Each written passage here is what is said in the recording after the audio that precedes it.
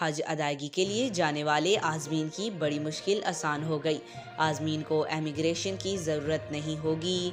तफसीलात के मुताबिक कराची का जिना इंटरनेशनल एयरपोर्ट भी रोड टू मक्का प्रोजेक्ट में शामिल हो गया। कराची एयरपोर्ट रोड टू मक्का मंसूबे के तहत तैयारियां आखिरी मराहिल पर हैं। हज अदायगी के लिए जाने वाले आज़मीन को रोड टू मक्का मंसूबे के तहत सहूलतें मुयस्सर होंगी। आज़मीन की इमिग्रेशन सऊदी अरब के बजाय अब कराची में ही होगी। आज़मीन को जद्दा और मदीना एयरपोर्ट पर इमिग्रेशन की ज़रूरत नहीं होगी। कराची एयरपोर्ट पर CAA का अमला आज़मीन की इमिग्रेशन करेगा। सऊदी इमिग्रेशन के लिए CAA की जानिब से 2 काउंटर के लिए जगह मुख्तस कर दी है। डायरेक्टर हज गुलजार सुमरू ने बताया कि कराची से पहली परवाज़ 9 मई को मंसूबे के तहत हिजाज मुकद्दस रवाना होगी।